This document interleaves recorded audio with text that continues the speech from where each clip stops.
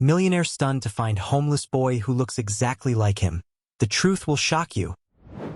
Arthur Sterling, a titan of the tech industry, surveyed his empire from the panoramic windows of his penthouse office. Below him, the city throbbed with life, a symphony of honking taxis, chattering pedestrians, and the distant wail of sirens. He, however, remained detached, an observer rather than a participant in the urban ballet unfolding beneath him. At 45, he was at the pinnacle of success, a self-made millionaire who had built his fortune from the ground up. His company, Sterling Technologies, was a global leader in software development, its innovative products revolutionizing the way people lived and worked. Arthur's journey to the top had been a relentless climb, fueled by an insatiable hunger for success.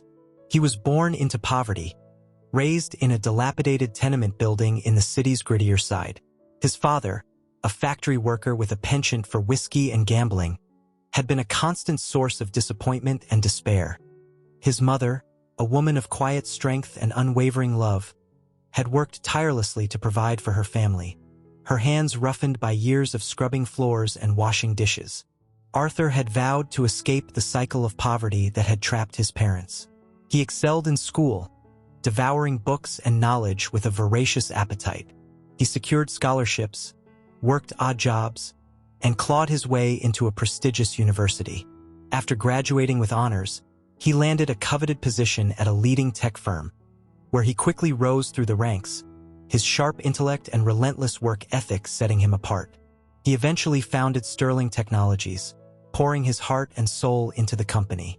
He worked day and night, sacrificing personal relationships and leisure time in his pursuit of success.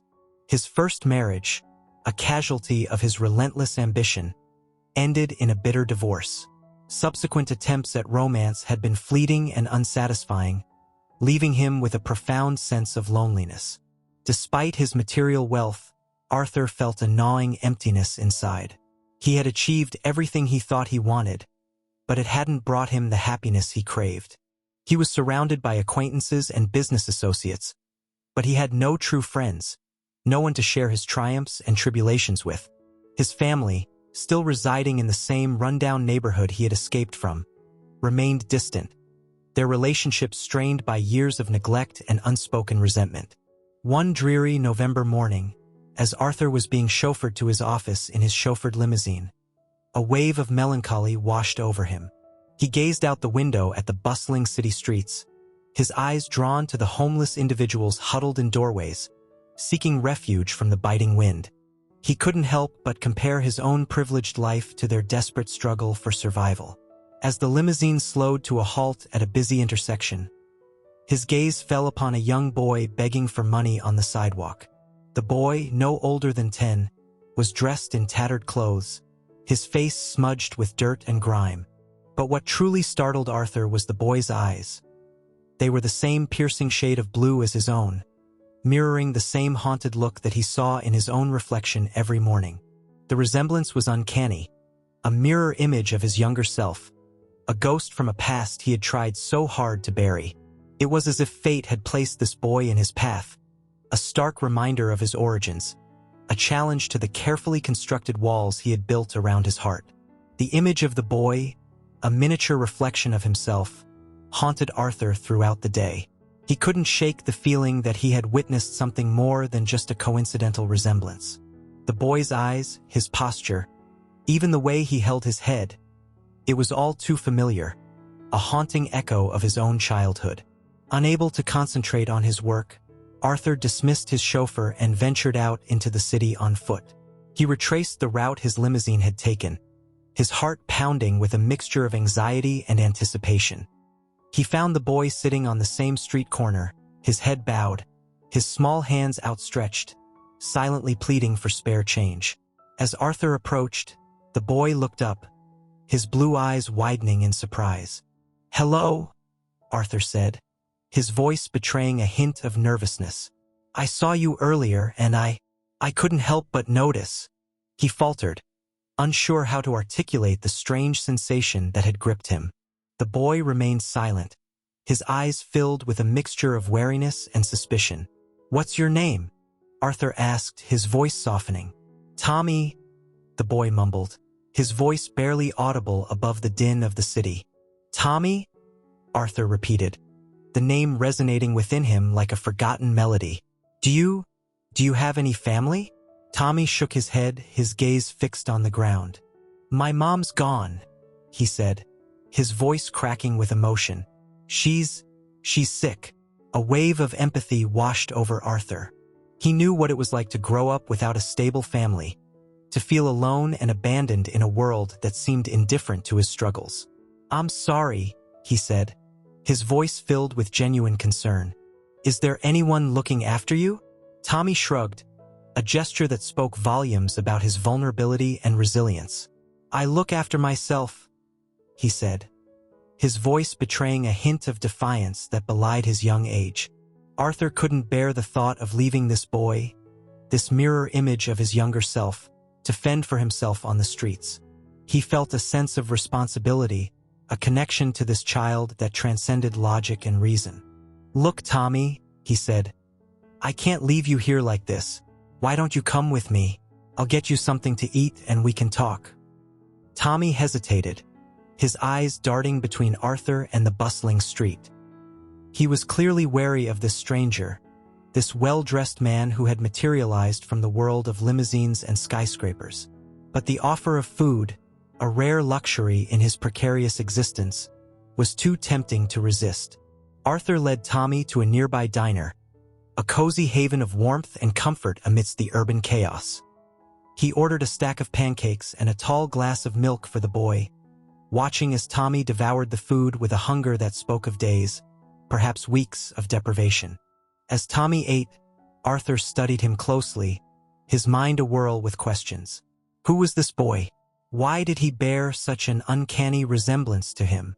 Was it merely a coincidence, a cruel trick of fate, or was there a deeper connection, a hidden truth waiting to be revealed?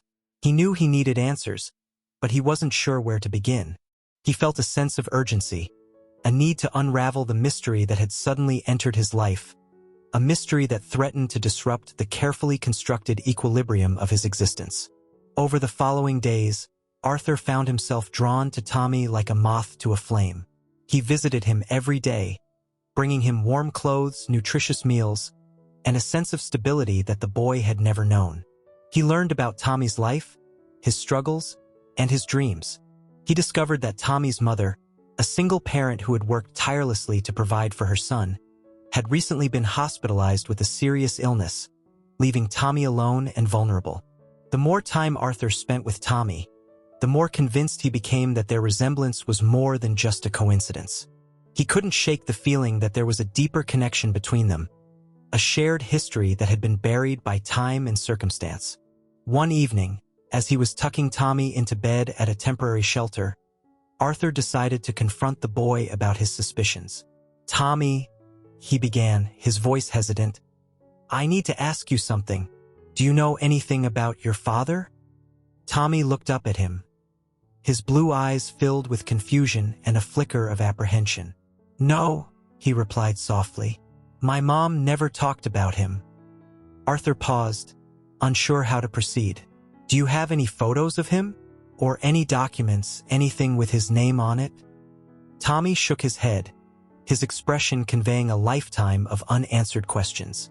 We don't have anything like that. Arthur took a deep breath, steeling himself for the revelation that could change both their lives forever. Tommy, he said, his voice trembling slightly, I think there's a possibility that I might be your father. The words hung in the air, heavy with unspoken emotions and the weight of a potential truth that could shatter the fragile reality they had built. Tommy stared at him, his face pale with shock, his eyes wide with disbelief. What? He whispered, his voice barely audible. Arthur explained that many years ago, during a turbulent period in his life, he had been involved in a brief, passionate relationship that had ended abruptly and painfully. He had never known if the woman was pregnant, and he had never attempted to find out, burying the memory deep within the recesses of his mind. I know this is a lot to take in, Arthur said, his voice filled with remorse and a hint of desperation. But I need to know the truth. I need to know if you're my son. Tommy remained silent, his mind reeling from the revelation. He had never known his father, and now this stranger, this wealthy and powerful man, was claiming to be him. It was a possibility that filled him with a mixture of hope and trepidation. I don't know what to say," Tommy stammered, his voice barely above a whisper. "I understand," Arthur said, his voice gentle and reassuring. "But we can find out. We can do a DNA test and then we'll know for sure." Tommy nodded slowly, his mind still trying to process the information. He looked at Arthur, his eyes filled with a mixture of curiosity, fear, and a glimmer of hope. The possibility that this man, this stranger who had entered his life like a whirlwind, could be his father was both terrifying and exhilarating. Arthur wasted no time in arranging the DNA test. He contacted a reputable laboratory, ensuring the utmost discretion and efficiency. He knew that the results would have a profound impact on both their lives, and he was anxious to know the truth, to finally resolve the uncertainty that had plagued him since he first laid eyes on Tommy. The wait for the results was agonizing. Arthur found himself unable to concentrate on his work, his thoughts constantly returning to Tommy. He imagined what it would be like to have a son, to be a father, to experience the joys and challenges of parenthood. He had always been a solitary man, his life defined by ambition and achievement. But the thought of having a family, of having someone to love and care for, filled him with a sense of longing he had never experienced before. When the results finally arrived, Arthur's hands trembled as he opened the envelope. His heart pounded in his chest as he scanned the document, his eyes searching for the answer that would change his life forever. The results were conclusive. Tommy was his son. A wave of emotions washed over Arthur: relief, joy, fear, guilt. He had a son, a flesh and blood son who had been living on the streets, while he had been living in the lap of luxury, oblivious to his existence. He felt a surge of love for this boy, this child who was a part of him, a living testament to a past he had tried to forget. He immediately went to the shelter to tell Tommy the news. The boy's reaction was a mixture of disbelief and cautious excitement. He had always longed for a father, but the reality of having one, especially one as wealthy and powerful as Arthur, was overwhelming. Arthur knew that he had a lot to make up for. He had missed the first 10 years of Tommy's life, but he was determined to be a good father from now on. He decided to take Tommy home with him, to give him the life he deserved, a life filled with love, security, and opportunity. Bringing Tommy into his world was a decision that would irrevocably alter the course of Arthur's life. He was stepping into uncharted territory, the world of fatherhood, a world far removed from the boardrooms and business deals that had defined his existence. He arranged for Tommy to move into his penthouse apartment, a spacious dwelling with panoramic views of the city.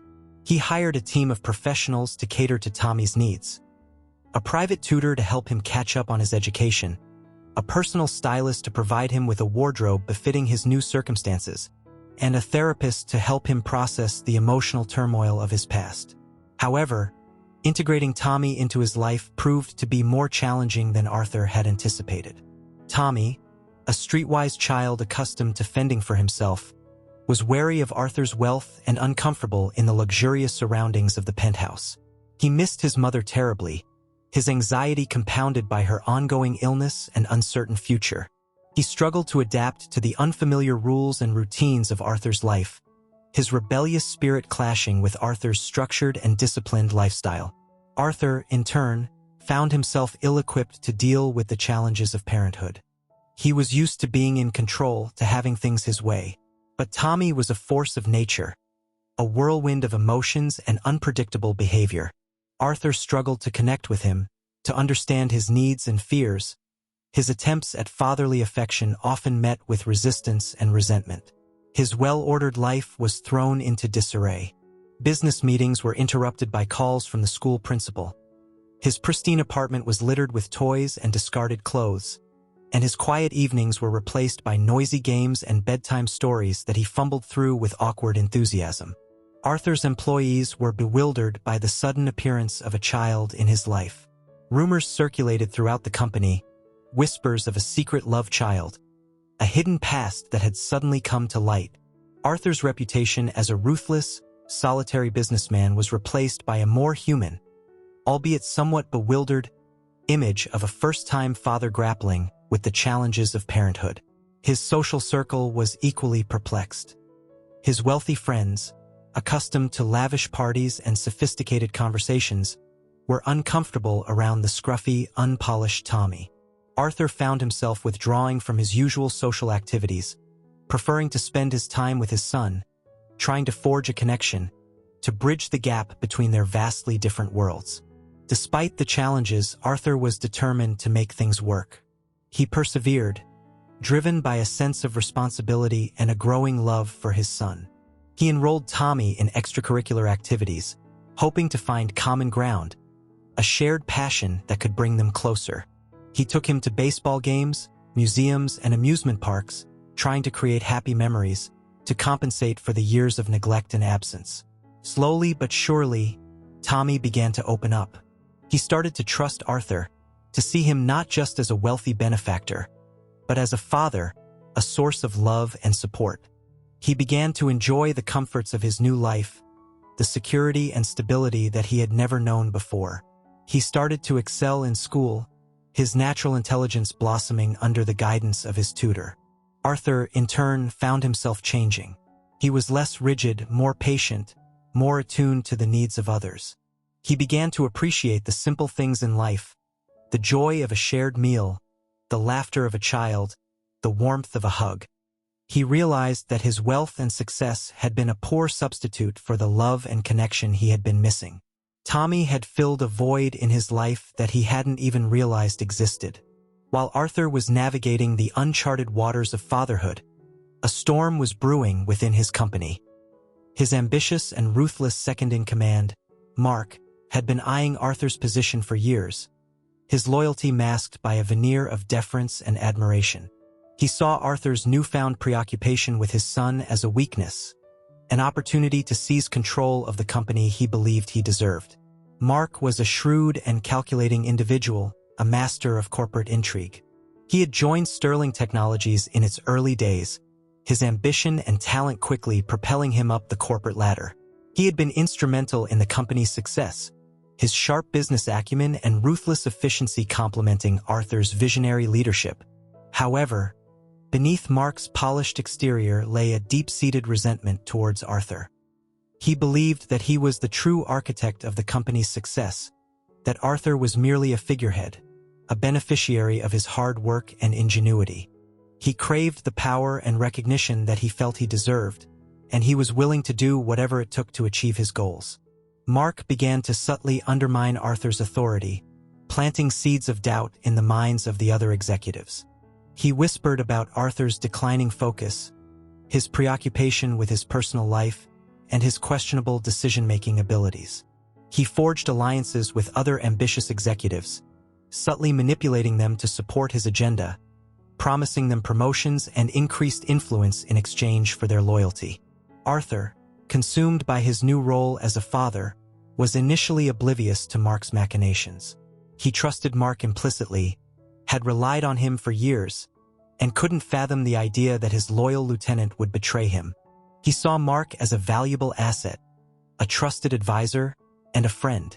However, Arthur's assistant, Sarah, a sharp and observant woman who had been with Arthur for many years, noticed the subtle shift in power dynamics. She had always been a keen observer of human behavior, her intuition honed by years of navigating the complex world of corporate politics. She saw through Mark's facade, recognizing the ambition and resentment that simmered beneath the surface. Sarah was fiercely loyal to Arthur. She admired his intelligence, his drive, and his unwavering commitment to the company. She was also concerned about the company's future, fearing that Mark's ambition would jeopardize its success. Driven by her loyalty and concern, Sarah decided to warn Arthur. She presented him with evidence of Mark's activities, highlighting his attempts to undermine Arthur's authority and his clandestine meetings with other executives. She showed him emails, internal memos, and financial reports that revealed Mark's attempts to sabotage key deals and manipulate the company's performance. Arthur was initially reluctant to believe Sarah's accusations. He had always trusted Mark, and the thought of his betrayal was painful. But the evidence was undeniable, the pattern of deceit too clear to ignore. He confronted Mark, who initially denied the accusations, feigning surprise and indignation. But Arthur, armed with Sarah's evidence and his own growing suspicions, pressed him further. Mark, realizing that his deception had been uncovered, confessed to his ambitions. He argued that Arthur was no longer fit to lead the company, that his focus was divided, and his decisions were clouded by his personal life. He even had the audacity to suggest that Arthur was jeopardizing the company's future by prioritizing his newfound family over his responsibilities as CEO. Arthur was furious. He felt betrayed by Mark, but also by his own blindness. He had been so focused on his new role as a father that he had neglected his responsibilities as a leader. He had allowed Mark to gain too much power, to influence the other executives, and to sow seeds of doubt about his leadership. He realized that he had to act swiftly and decisively to regain control of the company and prevent Mark from causing further damage. He couldn't allow his personal life to jeopardize the company he had built from the ground up, the company that was his legacy. The revelation of Mark's betrayal had a profound impact on Arthur. He felt a deep sense of disappointment and disillusionment. He had always prided himself on his ability to judge character, to surround himself with loyal and trustworthy individuals. But he had been completely wrong about Mark, blinded by his ambition and his own preoccupation with his newfound family. The incident also forced him to reevaluate his relationship with Sarah. He had always appreciated her efficiency and loyalty, her unwavering dedication to the company and her ability to anticipate his needs. But he had never truly seen her as a confidant, a trusted advisor. Now, he realized that she was more than just an assistant. She was a friend, a valuable ally, and a source of unwavering support. He began to rely on Sarah more, seeking her advice on both business and personal matters. He confided in her about his struggles with fatherhood, his fears and insecurities, his anxieties about balancing his responsibilities as a CEO and a father. Sarah, in turn, offered him support and encouragement, helping him navigate the challenges of his new life, offering a different perspective, a voice of reason amidst the chaos. Their relationship deepened, evolving from a purely professional one to a genuine friendship. They spent more time together outside of work, sharing meals, attending concerts, and even taking Tommy on outings to the zoo, the park, and the museum. Arthur found himself enjoying Sarah's company immensely.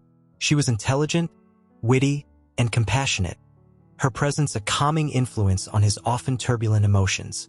He also appreciated her honesty and her willingness to challenge him. She wasn't afraid to speak her mind, even if it meant disagreeing with him, offering constructive criticism and alternative perspectives. He found her refreshing and stimulating, a welcome contrast to the sycophants and yes-men he often encountered in his business dealings. Sarah, for her part, enjoyed Arthur's company as well. She had always admired his intelligence and drive, his unwavering determination to succeed. But she had also seen his loneliness and vulnerability, the emotional scars left by his difficult childhood and failed marriage. She was happy to see him blossom as a father, to witness the softening of his rough edges and the emergence of a more compassionate and caring man. She was also drawn to his strength and resilience.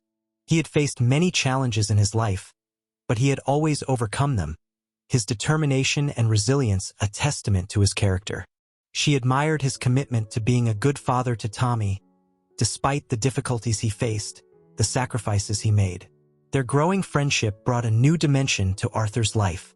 He had always been a solitary man, his world defined by work and ambition. But now he had someone to share his thoughts and feelings with, someone who truly understood him, someone who offered him unconditional support and friendship. He began to realize that true wealth wasn't measured in dollars and cents, but in the richness of human connection. It wasn't about the size of his bank account or the prestige of his position, but about the love he shared with his son and the friendship he had with Sarah. Despite being confronted by Arthur and presented with undeniable evidence of his betrayal, Mark didn't relinquish his ambitions. He was like a cornered animal, his desperation fueling his determination to seize control of the company. He knew that Arthur was distracted by his personal life, his focus divided between his responsibilities as a CEO and a father. He saw this as his opportunity to strike, to exploit Arthur's vulnerability and seize the throne he believed was rightfully his. He orchestrated a series of events designed to undermine Arthur's leadership and damage his reputation. He leaked confidential information to the press, painting Arthur as an out-of-touch executive who was more concerned with his personal life than the company's well-being. He sabotaged important deals, causing financial losses and damaging the company's credibility. He spread rumors about Arthur's incompetence, whispering doubts about his decision-making abilities and his commitment to the company's success. Arthur found himself fighting a battle on two fronts. He had to deal with the fallout from Mark's actions, trying to contain the damage to the company's reputation and financial stability. At the same time, he had to maintain his relationship with Tommy, providing him with the love and support he needed while navigating the challenges of fatherhood. The stress began to take its toll on Arthur. He was exhausted, irritable, and increasingly isolated. He felt like he was losing control, both of his company and his life. He was torn between his responsibilities as a CEO and his desire to be a good father, his energy drained by the constant struggle to maintain a balance between his two worlds. The climax came during a crucial board meeting. Mark, having gathered enough support from the other executives, presented a motion of no confidence in Arthur's leadership. He delivered a scathing indictment of Arthur's performance, highlighting the recent setbacks and financial losses, attributing them to Arthur's divided attention and questionable decision-making.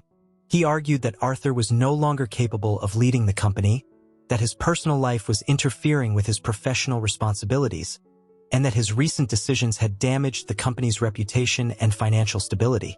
He painted a picture of a company in crisis, a company on the brink of collapse, its future jeopardized by Arthur's leadership. The board members, swayed by Mark's arguments and influenced by his subtle manipulations, were ready to vote Arthur out. They had witnessed the recent setbacks, the negative press coverage, and the growing discontent among the employees. They were concerned about the company's future, their own financial interests intertwined with the company's success. Arthur, realizing that he was about to lose everything he had worked for, decided to fight back. He stood before the board, his voice firm and resolute, his eyes filled with determination.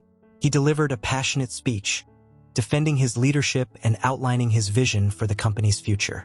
He acknowledged the recent mistakes, the setbacks and financial losses, but he argued that they were the result of unforeseen circumstances, external factors beyond his control. He emphasized that he had learned from these mistakes, that he had taken steps to prevent them from happening again. He also spoke about the importance of family, the positive impact that Tommy had had on his life. He argued that his newfound perspective had made him a better leader, more compassionate and understanding, more attuned to the needs of his employees and the company's stakeholders. He spoke about his commitment to the company, his unwavering belief in its potential, and his vision for its future.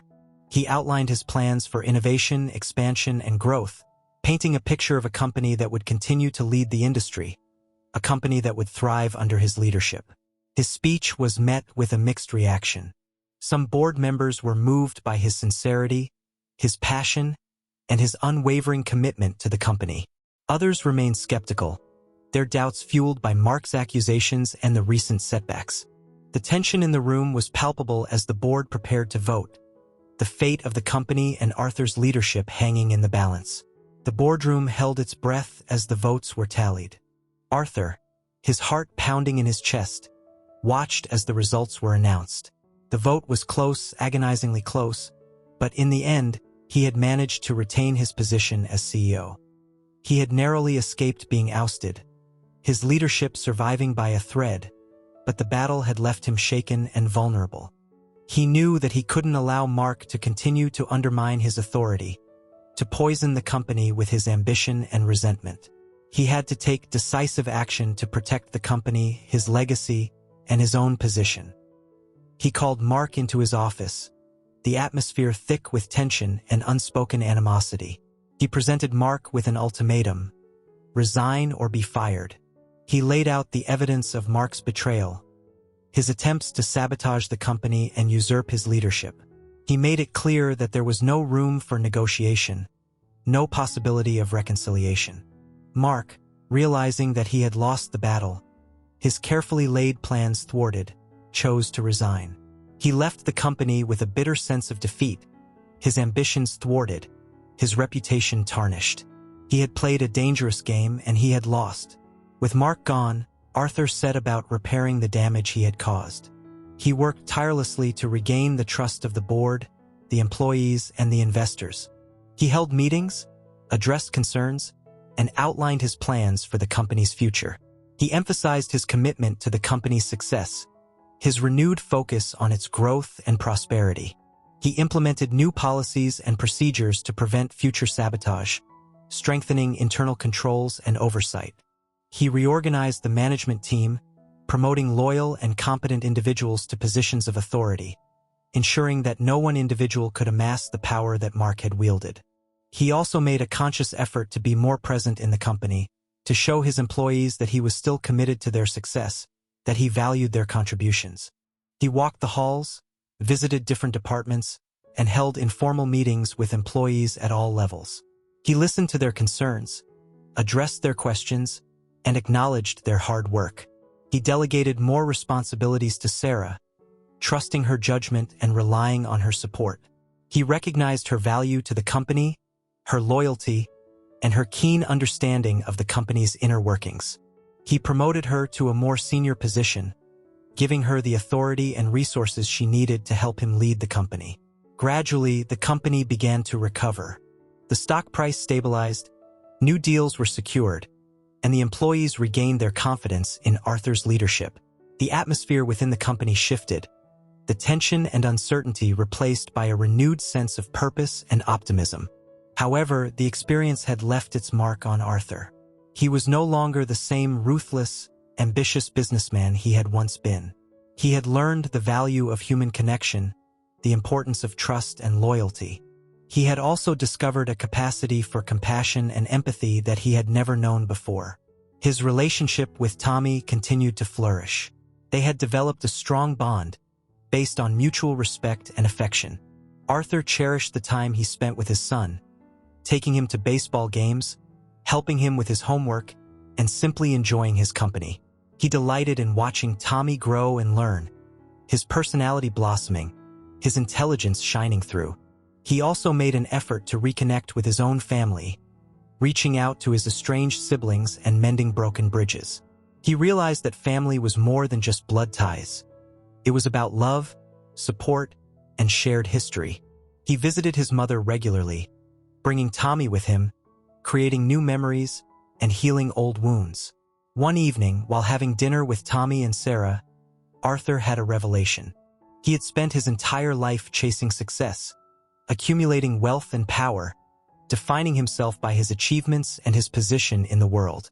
But he had neglected the things that truly mattered: love, family, and connection. He had been so focused on climbing the ladder of success that he had failed to appreciate the beauty of the world around him, the richness of human relationships. He looked at Tommy, his son, his flesh and blood, his heart filled with love and pride. He saw the joy in Tommy's eyes, the unconditional love that shone through his every smile and gesture. He realized that Tommy was his greatest achievement, his most precious treasure. He looked at Sarah, his friend, his confidant, his trusted advisor. He saw the warmth in her eyes, the genuine affection and respect that had blossomed between them. He realized that Sarah was more than just an employee. She was a true friend, a source of support and strength. He realized that it was time for a change, a shift in priorities, a new direction in life. He announced to Tommy and Sarah that he was stepping down as CEO of Sterling Technologies. He would remain on the board of directors, offering his guidance and experience, but he wanted to focus on his family and pursue other interests. Tommy was initially disappointed. He had grown to admire his father's business acumen, his intelligence, and his drive.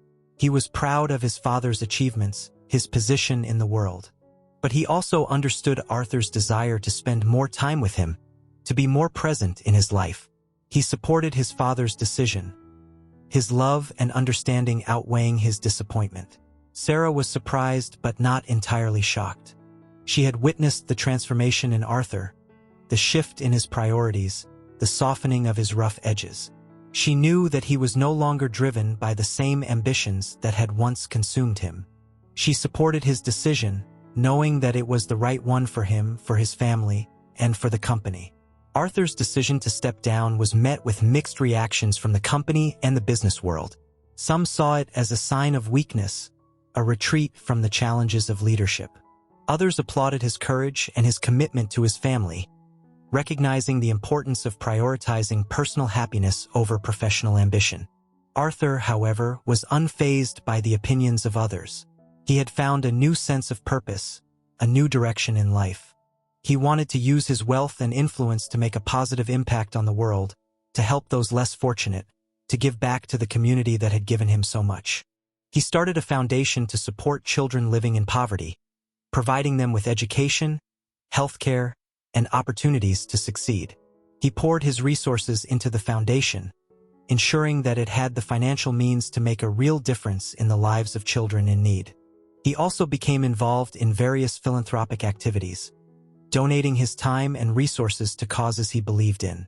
He supported organizations that provided shelter and support to the homeless, funded research for diseases that had affected his family, and contributed to educational initiatives that promoted equality and opportunity. He found a new sense of fulfillment in helping others, a satisfaction that his business success had never brought him. He realized that true wealth wasn't about how much you had, but about how much you gave back. It wasn't about the size of your bank account, but about the size of your heart. Arthur's journey had been a transformative one. He had started as a lonely, driven man, obsessed with success and material wealth, his life defined by ambition and achievement. He had ended up as a loving father, a loyal friend, and a compassionate philanthropist, his life enriched by human connection and the desire to make a positive impact on the world. He had learned that true happiness wasn't found in the pursuit of wealth and power, but in the richness of human relationships. He had discovered the importance of family, the value of friendship, and the power of giving back. He had learned to appreciate the simple things in life, the joy of a shared meal, the laughter of a child, the warmth of a hug. He had found a sense of peace and contentment that he had never known before. Reflecting on his journey, Arthur realized that the encounter with Tommy had been a turning point in his life.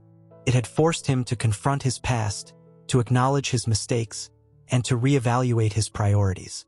It had opened his heart to love, to connection, and to the possibility of redemption. He was grateful for the opportunity to be a father to Tommy, to experience the unconditional love and joy that a child brings. He cherished every moment with his son, every shared laugh, every hug, every milestone. He was determined to be the father he had never had, to provide Tommy with the love, support, and guidance he needed to thrive. He was also grateful for Sarah's friendship and support, her unwavering loyalty and her wise counsel. He valued her intelligence, her honesty, and her ability to challenge him, to help him see things from a different perspective. He knew that he could always count on her, that she would always be there for him, no matter what. He had come to realize that his wealth and success had been both a blessing and a curse. They had provided him with opportunities and experiences that most people could only dream of, but they had also isolated him from the things that truly mattered. They had blinded him to the beauty of human connection, the richness of love and friendship. He had learned that true wealth wasn't about how much you had, but about how much you gave. It wasn't about the size of your bank account, but about the size of your heart. It wasn't about the things you accumulated, but about the lives you touched, the difference you made in the world.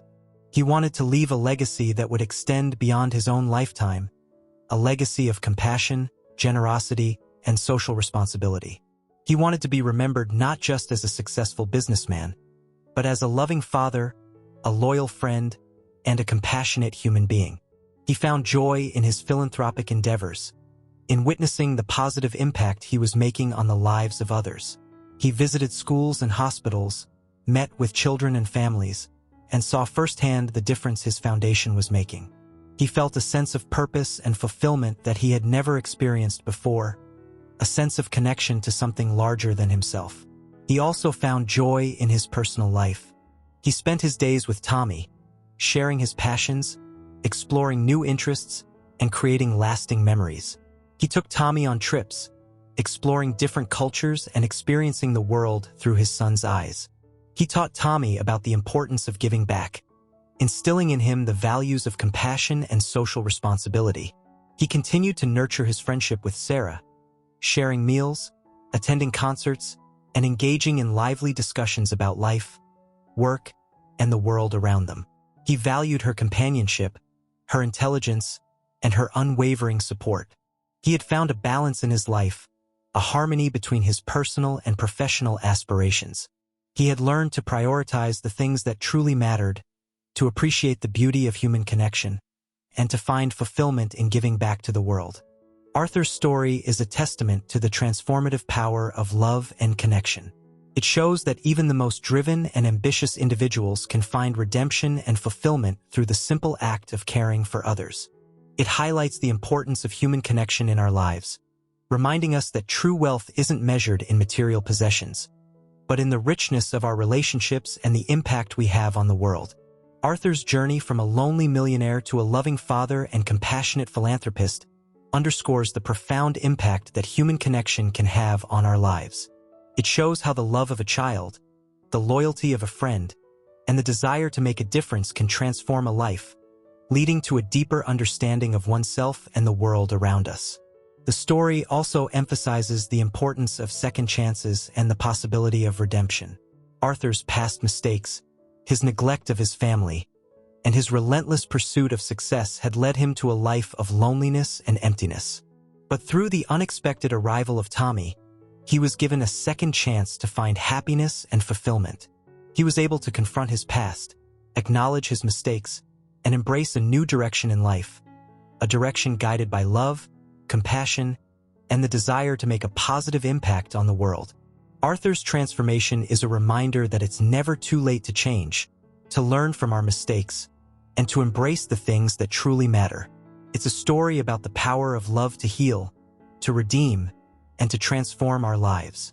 It's a story about the importance of family, the value of friendship, and the fulfillment that comes from giving back to the world. Arthur's story is a beacon of hope, a reminder that even in the midst of darkness, there is always the possibility of light. It's a story that resonates with the deepest human desires for love, connection, and purpose. It's a story that reminds us that true wealth lies not in what we accumulate, but in what we give, in the lives we touch, and the difference we make in the world.